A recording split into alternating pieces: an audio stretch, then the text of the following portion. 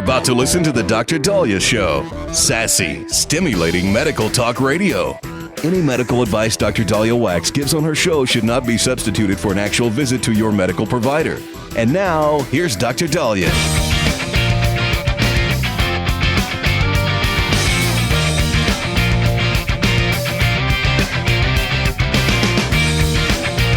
All right, we are back on the Dr. Daliah Show. Thank you all for tuning in. 1-877 Dr. Daliah, 1-877-DOC-DALI. All right, so you might want to put down your sandwich for this segment. Yesterday, I had 3 patients call in. Now, I think I saw maybe about 30 patients yesterday. 3, 1 in the morning, 2 in the afternoon. Their complaint, which would mean 10%, right? 3 of 30 is 10% of my patients had fecal impaction, where they weren't just constipated. They were clogged, they were stuck, and they were in pain. And I have been seeing weekly more and more people call in saying they can't poop. And it's not just the constipation. They are in trouble. Now, yeah, the average person who's constipated won't always call. So, of course, we're going to get the calls that are more severe. But I don't remember seeing this many. I mean, really? That many in one day? And for me, that's, when you look at the statistics of it, I'm hearing from friends, I'm hearing from family members. They are scared to death of it happening to them, because when it has happened to them, they're stuck. And, it's preventable. But basically, fecal impaction is where you can't remove your stool. And remember I told you how the GI system is? Digestion starts with your fork and knife, then your saliva. You swallow the food. The esophagus is more for motility, brings the food into the stomach. There, the stomach has acid to start to emulsify and digest and break down. Your small intestine's job, and I'm being very generalized, is to break down food more, absorb nutrients. And then your colon's job is to suck out the water and turn it into stool. The reason why your stool is brown is, when you mix a whole bunch of colors, I don't know if you ever finger painted, usually a whole bunch of colors together end up being brown. If there's more bile, it could be more yellow. If there's blood, it could be more dark or black. So stool color is very important. If you ate a bunch of spinach or had a bunch of blue food coloring, your stool could look green, could look bluish. Certain medications could also change the color of your stool. But the longer the stool is in your colon, the more water gets absorbed, and it churns and it churns. So when you have diarrhea and stomach flu, you're like, oh my God, it's just like water. It's just water coming out. Well, because the stool didn't get a chance to sit there, and the food didn't get to have the fluid content, the water content absorbed from it. Then when you're constipated and you don't go for 3-4 days, when you do go, it's dry pellets. Well, for some people, it impacts. And then it becomes something that they cannot dislodge. One patient yesterday told me she tried to disimpact herself and she saw blood and she started to bleed. We don't want you to do that. Whenever we do have stool impaction, if it's causing you pain, if at all you're suspecting you're impacted, go in and see a medical provider. I know everybody's embarrassed about it, but look, being how common it is, don't be embarrassed. There's worse things. Please, it's going to be even more embarrassing if you don't get it addressed. And the big mistake people make is they try to deal with it themselves. Nobody wants to go to the doctor anymore because now everybody's deductibles are high. They all have these Obamacare plans where their deductible is $10,000. Going to an urgent care, you have to shell out hundreds of dollars now. It's ridiculous. So people are just trying to address things at home. So what's the mistake people make? Well, I'm going to take stool softeners and laxatives. If you're impacted, because your stool has to be soft to pass. If you're constipated, it could be your stool is too hard. If you're constipated, it could be your stool is soft, but you just can't push it out. So you have stool softeners and laxatives. So people will start loading up on laxatives and whatever, trying to. But if you mechanically can't push that out, it's not going anywhere. And now you're going to get more impacted and more impacted. So the second you feel like you got stool stuck in the vault, what should we call it, the vault? locking this one up in the vault. Not that vault, but your stool vault. You get seen. A medical provider could figure out how impacted you are. We could even see it on simple x-ray. And then we could either manually disimpact you, or we could use an enema or do some other sorts of treatments within the ER. Sometimes when it's so bad, we need to do surgery because sometimes it's as dry as a brick. So if you're impacted, don't deal with it yourself. Get yourself seen right away. But what you can do on your own is not get impacted. All right? So make sure your bowels are regular. If you only go to the bathroom once every 4 days, you might want to try to change that up. Now, if you've always done that since as a kid and your stools are fine, but if it's a change in your bowel habits, one, get yourself checked out. But two, look at what you could be doing that could be constipating you. Is it that you're on narcotics or pain pills? Is it some of your other medications that could be constipating? Is it that you're not drinking enough water? Is it that you're only eating cheese and meat and you're not eating vegetables and fruits and vegetables? I think a big part of it is we're sitting. People are sitting all day long. When you sit, you impact. So get a stand-up desk. Get up every 30 minutes or every hour. Get up for 5-10 minutes and walk around. Maybe it's because you're not exercising enough. Maybe it's because you have a thyroid disorder. Maybe you're stressed. Sometimes you could be impacted because you have a growth. Maybe your prostate's enlarged. Maybe you have large fibroids. Maybe you have a colonic mass. Any sort of change in your bowel habits prompts a doctor's visit. Let them make sure it's nothing that they need to intervene on, and it's something that you could manage with diet, exercise, medications, changes in your habits. But I am just seeing so many people. And by the way, we're seeing fecal impaction with people who take Ozempic and Mounjaro and Wegovy, Zepbound, these weight loss drugs. But all 3 patients of mine yesterday were not on weight loss drugs. That's the first thing I asked them. I go, are you on these weight loss drugs? They said no. All right, we're seeing impaction of people not taking medications. These weight loss drugs, when they slow the bowels, a lot of times they do cause constipation. And when you're constipated, sadly, it could lead to ileus or you not moving your bowels.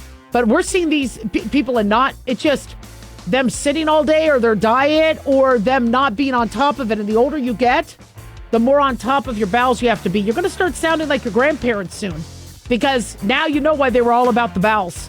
1-877 Doc Daliah, don't go away.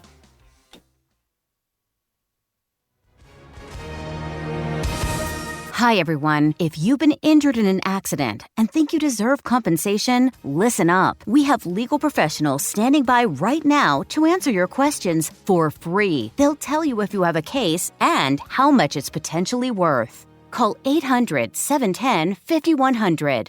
I'm here with spokesman John Wolf. So, John, tell our listeners who should call right now. Well, Maria, first off, thank you for having me join you to answer the listeners' questions. Now, as far as who should call in, anyone who's been injured in an accident and think you deserve compensation, give us a call right now and find out how much your case is potentially worth. Call 800-710-5100. Thanks, John. You heard it, folks. If you think you deserve compensation, call now to find out how much you qualify for. 800-710-5100. Advertisement sponsored by Legal Help Center. May not be available in all states. At Hotshot Secret, we share the science behind common diesel problems and their solutions. For example, Hotshot Secret Stiction Eliminator. Stiction, that sticky friction, undermines the performance of diesel engines. Third-party ASTM testing verifies that Stiction Eliminator removes 2 times as much stiction than any alternative on the retail shelf. Stiction Eliminator is formulated to be left in the engine oil. It works as you drive. Available at truck stops, Tractor Supply, O'Reilly's Auto Parts, and online at HotShotSecret.com. Hotshot Secret. Powered by science. In a study, it was found that 33% of 44 herbal supplements had no trace of the advertised herb. Don't let that happen to you. Hi, this is Dr. Mitch. If you want to ensure quality, please go to TotalWellness.com. Supplements made for physicians only now available to you too. TotalWellness.com, helping you to look good, feel good, and enjoy total wellness.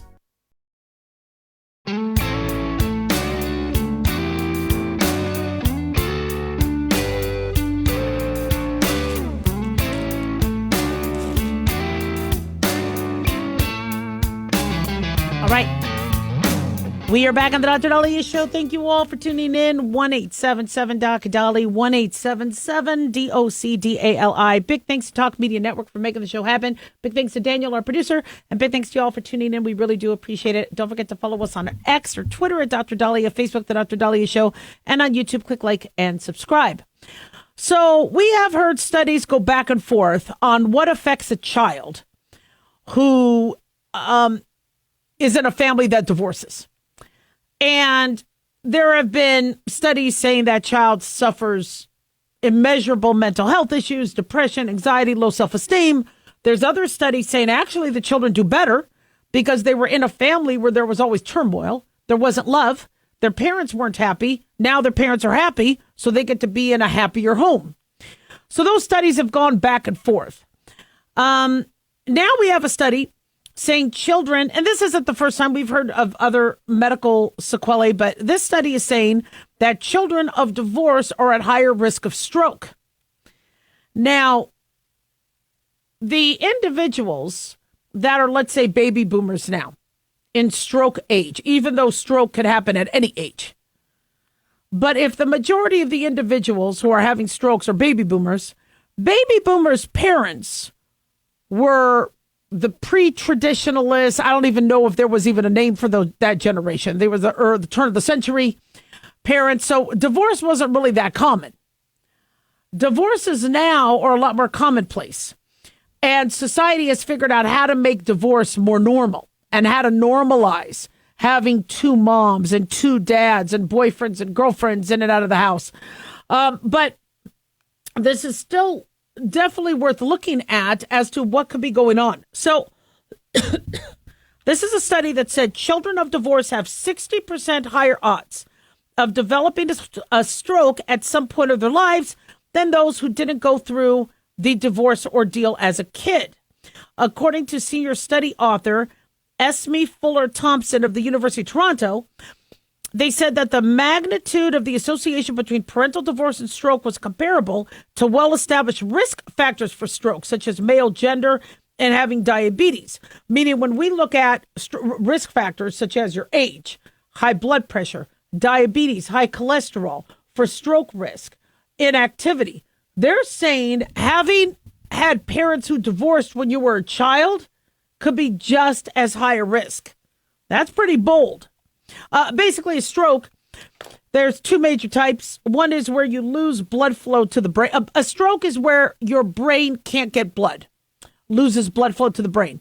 It could happen by a clot or ischemic stroke, lack of blood flow, or a hemorrhagic stroke where there's a bleed.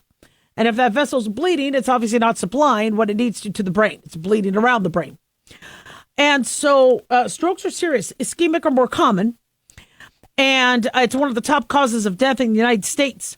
But this doctor's team looked at 13,000 adults 65 and older with no history of childhood abuse. 7% of the group reported they had a stroke, and 14% said their parents had divorced before they reached adulthood.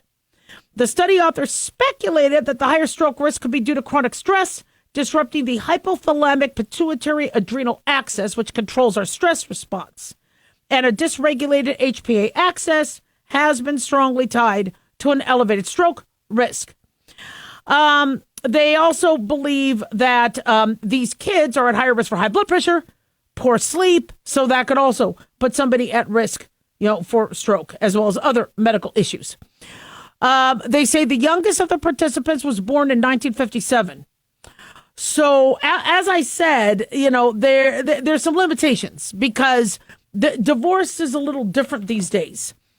But here's the thing. The moral to this is it's not tell your parents to get back together. It's not that. The moral is stress. Stress puts us at risk for stroke. Stress puts us at risk of things. And was it the stress of the child going through that where now they have two homes, now they have, two mommies, two daddies, now there's a new mommy, there's a stepmommy, there's a stepdaddy, whatever. Or is it that the stress is pervading in life? You have now 2 Christmases. Or if your partner also is divorced, now you have 4 Christmases. I saw that movie a few weeks ago, 4 Christmases, with Vince Vaughn and Gosh, I always confuse her. It's not Christina Applegate. It's the one from Legally Blonde. No, oh my gosh. Anyway, I always mix up Christina Applegate, Alicia Silverstone, and not Drew Barrymore. It's the other one. Anyway, and so it was 4 Christmases. So they had to go to 4 Christmases because parents divorced, both sides, 4 of them. Well, 4 Christmases, 4 Thanksgiving. I'm in town. I have to visit the family. These are things that can cause stress. There's always a new person in the family. There's a new boyfriend. There's a new girlfriend. Well, now you've added more people you have to now be family with that you really didn't sign up for. If that boyfriend or girlfriend or new spouse has kids, now they're a part of the mix. And so for some that could be great, for some it's not. And so maybe it's not just that there's the stress that happens in childhood, which studies have kind of looked at going, well, wait a second. A lot of these kids do better because now mom's happy, dad's happy, everybody's showering them with gifts. They feel like they're always in a loving home. They're not getting spanked as much. They're not getting, because nobody wants to lose custody, and so, so even though studies have kind of gone back and forth going, are some of the kids happier? Are they not? Either the disruption of that family unity, or the introduction of other people, or the fact that this just doesn't end when you move out. You now have that pervading you throughout. And, it's funny, when I was dating, I remember my girlfriends were saying they don't want to date anybody who's from a divorced family because that means they're going to divorce them. And I go, I don't know, because I remember hearing that my great-grandparents would sleep in separate beds. So, yeah, they were married, but were they really married in separate beds? They didn't, there was no love in that house. So, if divorce is a legal definition, which is another thing too, which I think is a limitation to some of these studies. There's a lot of people who are divorced before they actually divorce, where that marriage is over. There's already that lack of love, or they're already going off dating other people. So this reminds us, number one, is to look at our stress, whether we're of a divorced family or not. Look at our stress and figure out how to control your stress. Number 2 is understand that kids, even if they say they're fine, they might not be fine. Having separate homes, not knowing who's going to be their new dad, not knowing, these are things that could be very frightening to them. Knowing, because a lot of parents will kind of complain about the other spouse. How do they take sides? How are they there for mom or dad and they don't want to be a part of this? Also, they don't want to be like, well, you were bad-mouthing me with mom or bad-mouthing me with dad. No, I didn't want to be. It's just I had to spend time with one. It really puts kids in a difficult position. So if you are going through that, don't put those kids in that position. I raised my kids, and I'm very grateful that Corey's still married to me. Whew, I don't know what I would do if he ever left me. I'd be like, oh my God. But I've always was very honest with them about finances, honest with them about struggles and things, so that they, because I didn't realize how much they watch my husband and I. One time my son had a little skirmish with his somebody he was dating, and he was using the same sort of terminology. Let's do a timeout. Let's do whatever, and it's like, so they're picking up on how to save their relationship by watching how parents do. I love the idea of a timeout. I go, you know what? We're upset. Let's just talk about this about 10, 20 minutes. And usually by then we're not upset about it. Timeouts are fantastic in a fight. Everybody wants to yell and scream. And it's over something stupid. Really? It was just a toilet seat. It was just a mother-in-law calling. It was just we really don't have to break up over this. So always take some time, especially we were taught this in medical school too. Let's say your kid needs a whooping. We don't do that anymore, but back then in medical school, we were still whooping the kids, figuratively in terms of punishment. And they said, stop. Just if they do something wrong, take 10 seconds, breathe, and then address it. And you won't want to spank them then. So that timeout, or put them in timeout, put the kid in a timeout. That gives you a chance to fix the spill, put out the fire, do whatever, relax, take a deep breath, and then just put things into perspective. But if you are going through a divorce, I feel for you. I don't know what that would be like. I could imagine that's got to be hell. And because you're going through hell, the kids are picking up on that. But just always be aware that these kids may need help, they may need counseling, and this might pervade well into adult life. 1-877-DOC-DOLLY. Don't go away.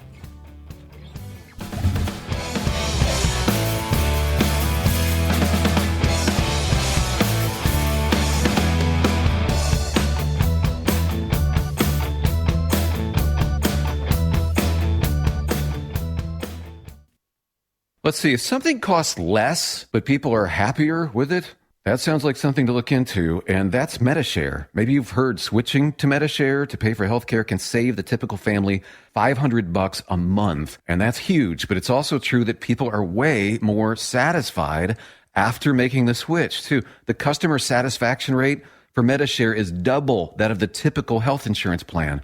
Double. MediShare works. It's been around for more than a quarter century, and members have shared more than $3 billion of each other's bills. People love having telehealth and a huge nationwide PPO network. So, yeah, you can save a ton and like it better. Imagine being happy with how you're taking care of your health care. So if you're self-employed or part of the gig economy, or you just want a plan you're happy with, you can call right now and get a price within 2 minutes. A very, very smart use of 2 minutes. Here's the number you need. 855-SHARE-40. That's 855-SHARE-40. 855-SHARE-40.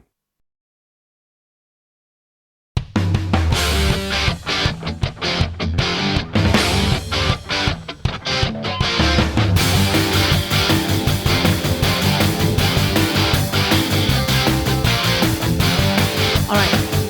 We are back on the Dr. Daliah Show. Thank you all for tuning in. 1-877-DOC-DOLLY, 1-877-DOC-DALI. So the rain can't come soon enough. Rain is supposed to be hopefully hitting California later this weekend, but firefighters are still battling multiple blazes.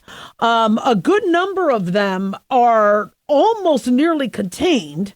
However, the Hughes fire broke out on Wednesday near Castaic in the Santa Clarita Valley, and it spread fast, covering more than 10,000 acres, forcing tens of thousands of residents to flee or be prepared to flee. And they believe it was fueled by the relentless winds, low humidity. Again, we are still battling fires and unable to come up with the initial cause. I know a lot of people think this was human done. A lot of different theories, like New Year's Eve firework never got started a fire that never got fully extinguished, and then just beefed back up on January 7th. These fires, the wildfire, this latest bout of horrific wildfires, some of the worst in California's history, began January 7th, and here we are still today, continuing to battle them. The firefighters exhausted, and God bless them for all they're doing. Not to mention first responders trying to protect homes from looters. I saw the video of somebody trying to steal somebody's Emmy. These looters, this is ridiculous. You just really wonder how human nature could be so ridiculous. But red flag warnings in Los Angeles and Ventura counties were expected as of today. The wind gusts had been as high as 65 miles per hour the previous day. We are hoping that the winds are going to die down. Crews were able to make progress of the fire. I think they were able to get the Hughes fire down to 56%, or up to 56% contained, holding it at 10,396 acres. Now, remember, with water can come the mudslides. When you lose vegetation to wildfires, now things, I guess that's nature's way of flushing out the debris. You notice a lot of wildfires back in ancient times would not get curbed until there was moisture and rain would come in. But with that comes then the landslides and the mudslides. So that could be very, very dangerous. Now, more blazes are cropping up in San Diego County. There is extreme fire behavior near the border with Mexico, I think near Chula Vista. Concerning firefighters there, they say the Border 2 fire started Thursday, swelled to 4,200 acres on Friday morning, evacuations in surrounding areas. Another brush fire started in the early morning hours Friday, also prompting new evacuations.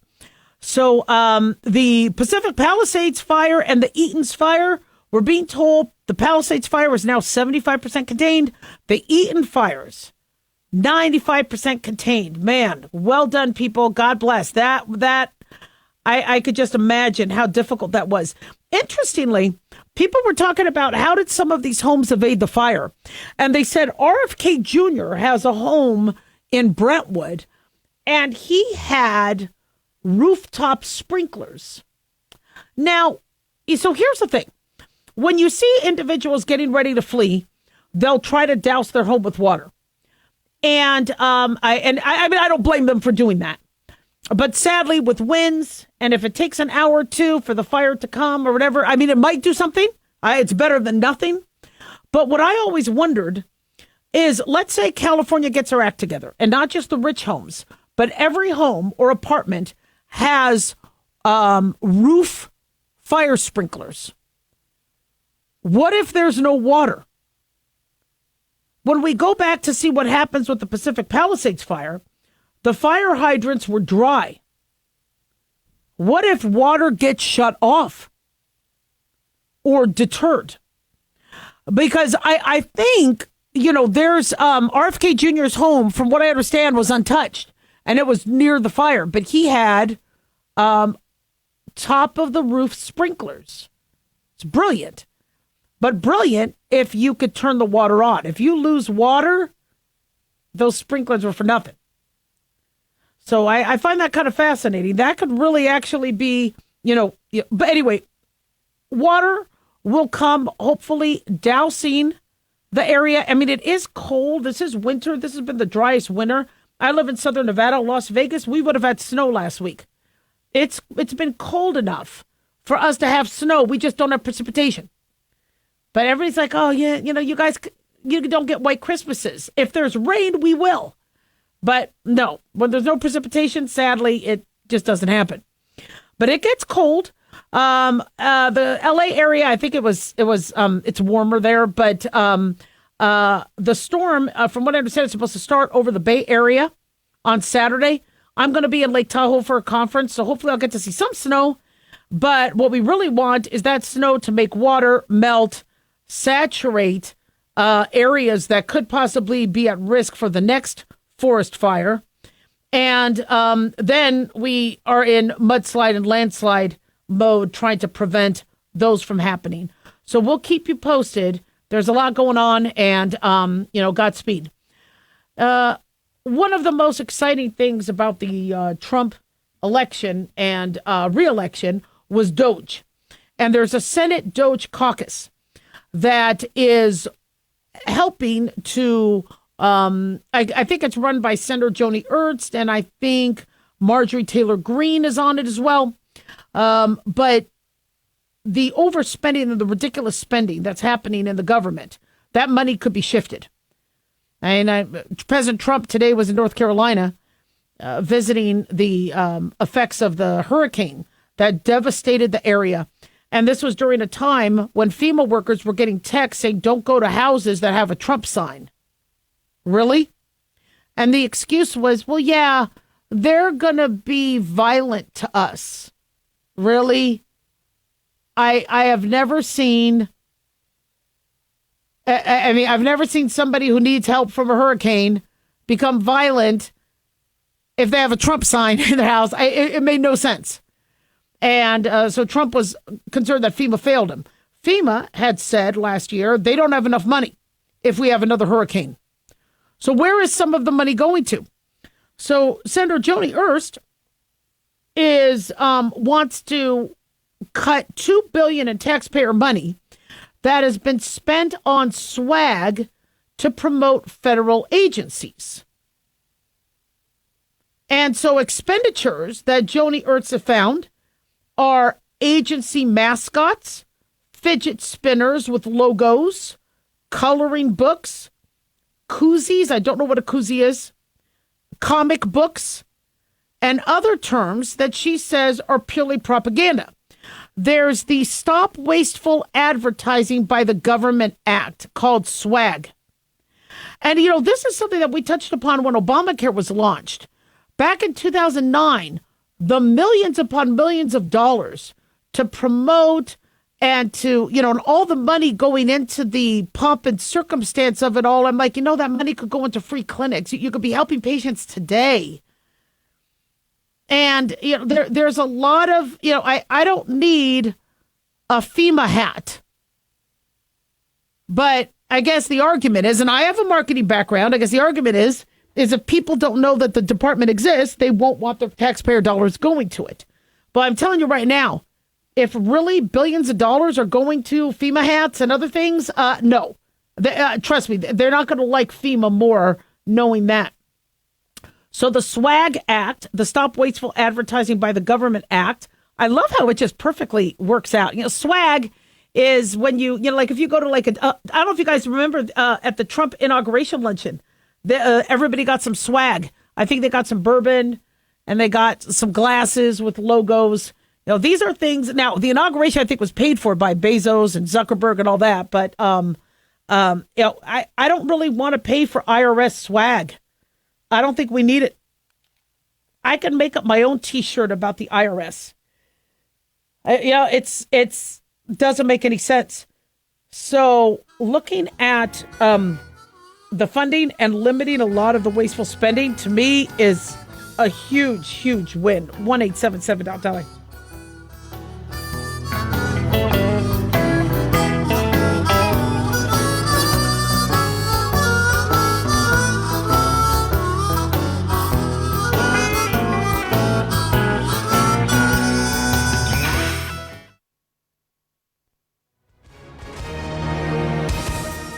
Hi, everyone. If you've been injured in an accident and think you deserve compensation, listen up. We have legal professionals standing by right now. They'll tell you if you have a case and how much it's potentially worth. Call 800-910-7500. That's 800-910-7500. Call now to find out how much your case could be worth. Advertisement sponsored by Legal Help Center. May not be available in all states. At Hot Shot Secret, we share the science behind common diesel problems. For example, Diesel fuel cetane levels. the cetane rating in diesel fuel is 42 to 45. Most diesel engines operate more efficiently with a cetane rating of 48 to 50. One treatment of Hot Shot Secret Diesel Extreme will raise your cetane 7 points, increase fuel economy, and improve cold starts. Hot Shot Secret Diesel Extreme is available nationwide at truck stops, fine farm and auto stores, and online at hotshotsecret.com. Hot Shot Secret, powered by science. Self-reliance. It's not a phrase we hear much in our culture these days. It might conjure up images of pioneers, the West, rifles, strapping men, and strong women. But what does it mean for us in today's world? The New American Magazine has just released its latest collector's edition, Self-Reliance, Foundation of Freedom. In it, the New American authors outline the necessity of self-reliance for a free people, tips for self-reliant living, and the importance of not giving up hope. This unique edition includes articles on the self-sufficiency of the founders, preparing for a worst-case scenario, firearms, financial self-reliance, the importance of community, and many other topics by expert writers. Now, for a limited time, the New American is offering a bundle of 3 collector's editions, Self-Reliance, The Great Reset, and Trump World, for just $19.95. Available at shopjbs.org. Visit shopjbs.org today.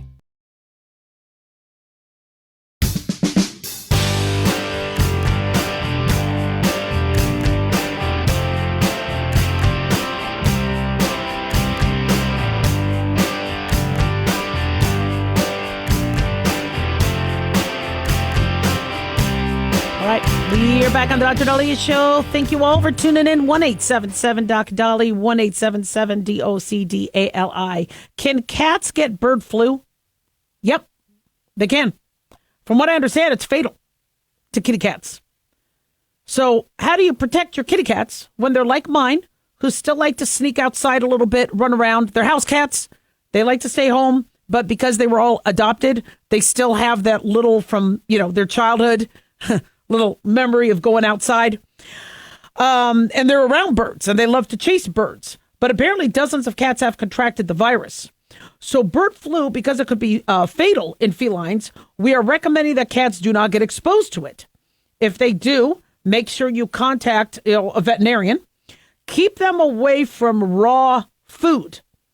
They could be infected by eating raw poultry, unpasteurized dairy products like raw cat food or raw milk. Keep cats away from infected dairy cattle or other animals that could have bird flu. And so my cats love to bring in dead birds. They'll find a dead bird or they'll kill a bird, bring it in, going, here, mommy. I'm like, what the hell is this? They could be at risk. So, if bird flu is in your area, you could check with your local health department. But we need to understand that our cats can be at risk. There are a lot of raw, uncooked, unpasteurized cat food, dog food out there. The FDA is already investigating the contamination of raw cat food. They do believe that commercial cat food should be safe, but it's something that, the FDA is tracking. They're tracking this H5N1 in domestic and wild cats in California, Colorado, Oregon, and Washington State that are currently associated with eating contaminated food products.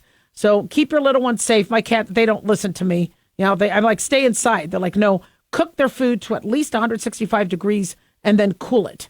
Now, I'm really excited for our next guest. I got to interview him earlier today regarding dwarfism. It impacts nearly 50,000 Americans. It's a form of achondroplasia. So don't go away. I want you to listen to this. It's really good.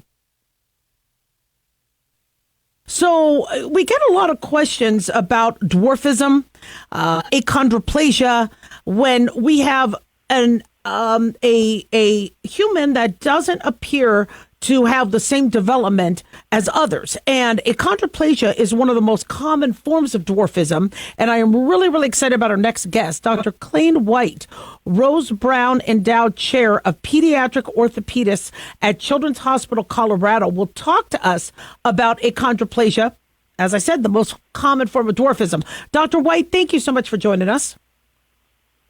Yeah, thank you for having me. Yeah, this impacts 50,000 Americans. I was startled by that statistic. How common is this? Well, it occurs about 1 in 20,000 births, and as you mentioned, there's 50,000 individuals in the United States alone. And of course, the incidence is the same worldwide. So there are people with achondroplasia all around the world, and they're here and part of our communities everywhere.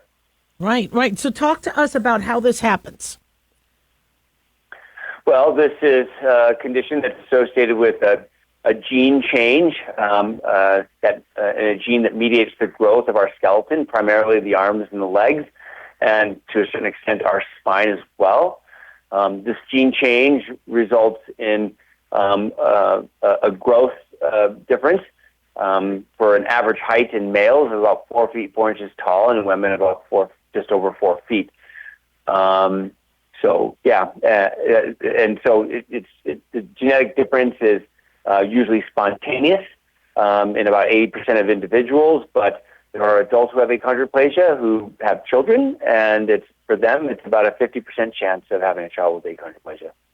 That's interesting. And, people think that it just affects their height. There's other medical sequelae that could come with it. Talk to us about that. Yeah, so, individuals with achondroplasia can definitely have some unique health issues. For infants, they can develop life-threatening spinal cord compression, and this can result in sudden infant death syndrome. So the SIDS rate for children with achondroplasia has been measured to be as high as 7%. So it's a really significant issue that needs to be addressed early and closely by healthcare providers. As young children, they tend to have more ENT issues, ear infections.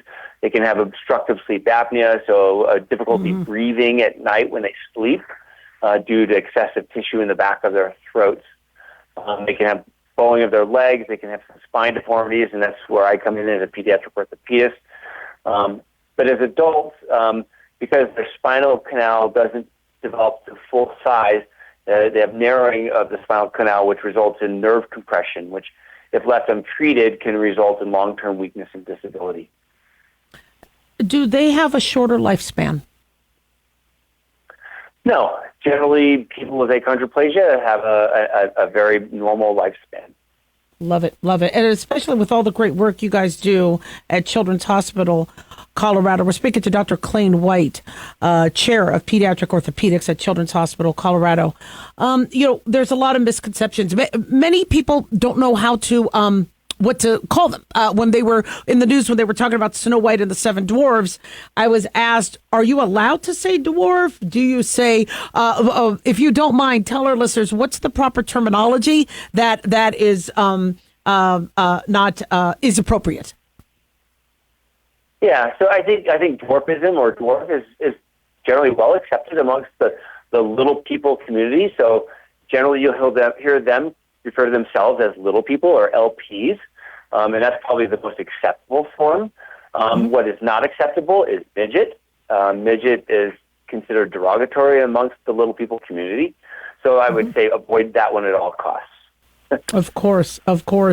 And so, what are some of the realities and misconceptions of living with achondroplasia? Yeah, so the reality is that people with achondroplasia are shorter than the average statured adult. With that said, they do quite well in the world. They live daily lives much like you and I. They have jobs. They have families. They go out and do fun things and again, live their lives much like you and I. I think the misconception is that simply being short-statured is a significant disability, where really the disability comes from the associated medical conditions that we've already discussed. Absolutely. And I love how you pointed that out. So most of the time, this is diagnosed as you will see them first. What advice do you give parents and caregivers if they do have a child diagnosed with achondroplasia? Yeah. So, first of all, I reassure them that while their child may not grow to be as tall as their peers, they will have a happy and active childhood. And as long as they receive routine care from an experienced healthcare team, we can ensure that their lifetime potential is maximized and they can be, again, very, productive and active and healthy adults. That's wonderful. Where can my listeners go to learn more information? Well, first of all, I would always encourage your listeners to check with their own local healthcare provider. We have a very excellent website at Children's Hospital Colorado with some great educational materials. Alternatively, I would refer them to Little People of America at LPA Online. And finally, there's a very nice resource called risinglove.com provided by BioMarin. That's wonderful. Dr. White, we are so grateful for you coming on. You're a wealth of information. Can't wait to have you come back. Well, I appreciate the invitation, and I appreciate having me today. Thank you. Take care. 1-877-DOC-DALI, 1-877-DOC-DALI. Don't go away.